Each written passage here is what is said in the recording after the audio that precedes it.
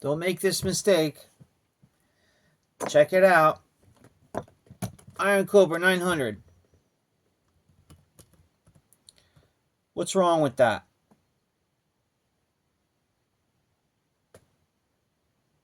Here's the bottom. All right, I'm not tricking you. This is up here. This goes here. It's not the problem. What's the problem here? Think about it. If you know Iron Hundreds, what a crazy mix. If you know 900 Iron Cobras,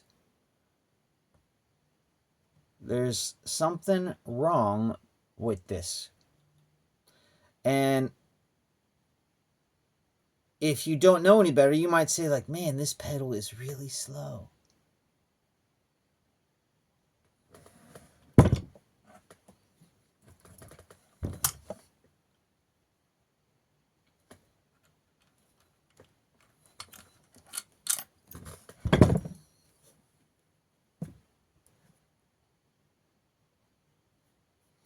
This link right here,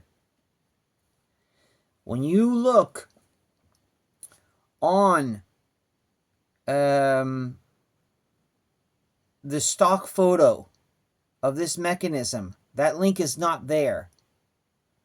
I don't know why it's there on my pedal.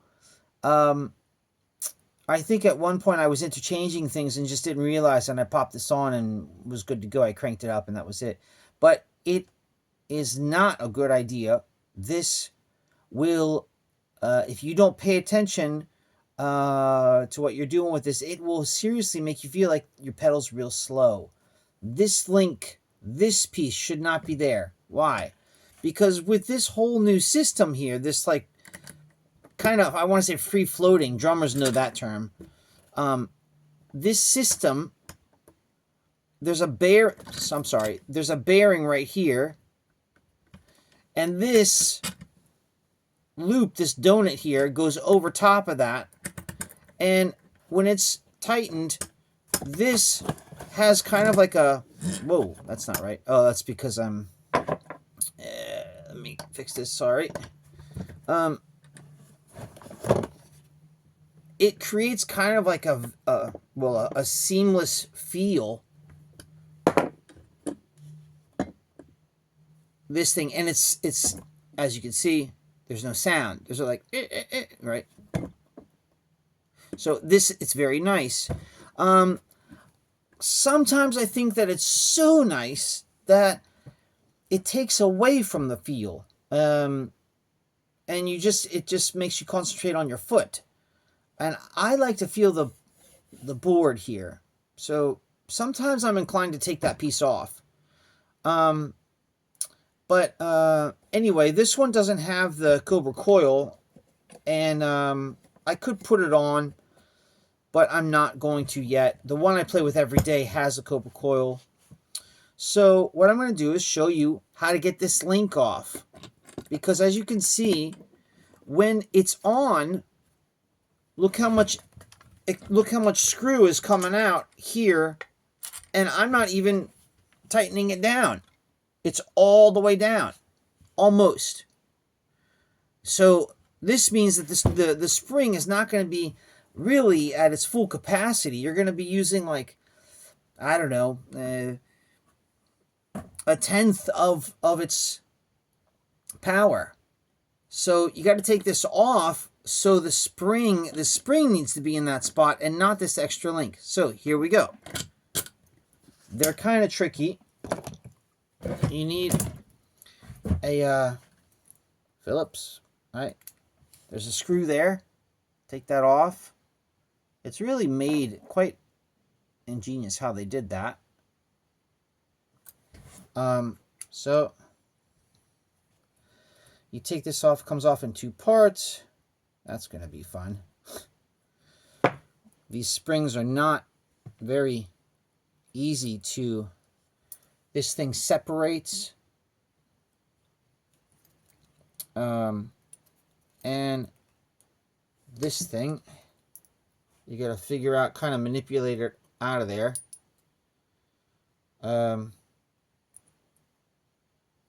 without damaging it. It was clearly looked like it was on there on purpose, because it's really, this piece is nice, is really in there well. Can I get it out without breaking it? Whew, don't do that too much, because that little, there's a little tooth there on this one. Yep, right there. You can see, if you, it's probably not intended to do this too many times. See if I can get this out without breaking it. Right on that edge. I'd rather just see if I can, excuse me, pause. Gone, I didn't break it. So this piece, that's the link, goes into my bucket. I have a separate, I advise you guys, if you're working on stuff like this, to all the screws and nuts and little bearings and everything that's associated to the pedals, if you're like me and you like to play around and work on these things a little bit, it's, I would say, one of the things that's really made the process enjoyable is to not having mixed all of the stuff that goes with your pedals with another bin where all of your screws and lugs and everything else is for the drum set. Because if you do, you'll have a hard time identifying all those pieces. So I know now that, you know, the bin that is with my bass drum pedals, all of that stuff is together, so it's somewhere there, and it's considerably less than all of the screws and everything else that goes with the drum set. So anyway, you put this in here, you got to link one and then cross it. That's going to be kind of too hard to show, but anyway, you see. All right, and this comes together like a puzzle. It's really cool. Boom. Put the screw back in, and this will be perfect. Now, I'm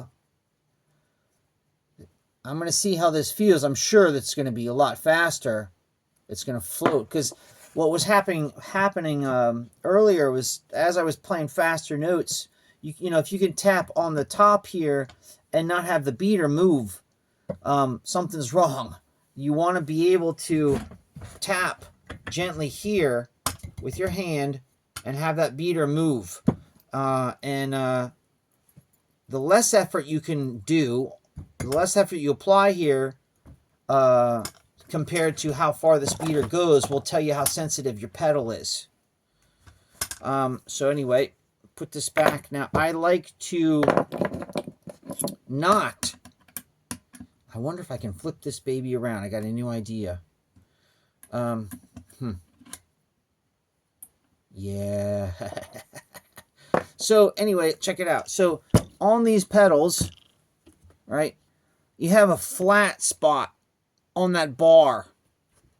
Okay. Now, when you put your screw in there, the screw that's that screw, okay, Allen screw, pushes down on that metal. If it pushes down on the flat spot, you're good to go. There's not going to be any problem stripping it out. If you push down on the other spots, it will eventually mark up the bar and it might slip. You will find yourself pushing harder and harder if you manipulate it a lot. If you and especially if you go at it like a gorilla, you know, you're gonna do that. You don't really need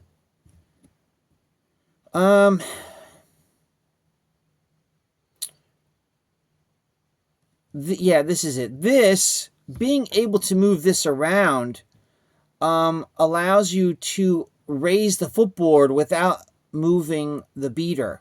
That's one of the advantages of this pedal. But since I cut the strap shorter on this one anyway, I like the idea that it goes on top, that they give you that option that the screw presses into the flat side and not the rounded side of this bar. But if you're like this, if you want that, it's a little off center. This way, if you push it all the way in, it'll be in center, but check it out. I bet you can reverse it and get it back into center. Oh, they're pretty genius over there, Tama. So you reverse it. I wonder if this is going to work. And so you reverse it. You're seeing this as I'm doing it. Will it fit in there? To get it on that flat spot?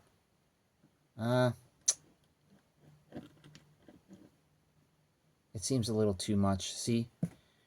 It's a little too off the edge. All right. I'll put it back the way it was. This, I still like it on the flat. So I'm gonna push it off center just a little bit, and because we all moving around all our pedals a lot, but man, after playing with pedals like 1,000 times now, and all the different variations, it doesn't really. Sometimes it does add up, that the inclination of this thing, but it's definitely doable at the 45-degree stock position. Pretty sure that's 45. There you go. So now I got my spring. See that? It is moving. Before it wasn't moving because the spring wasn't engaged as much. So that's it. So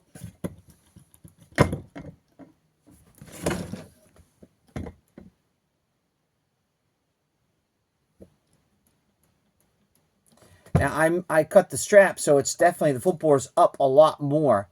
This, I'm pretty sure I'm going to love now. So there you go. So this is the way to do it. If you get a pedal used and somebody's put on the older spring version with that extra link, it's not the right one, and you will find that your pedal's too slow. So check it out. More drumming. Happy Iron Cobra enthusiasts. Ciao.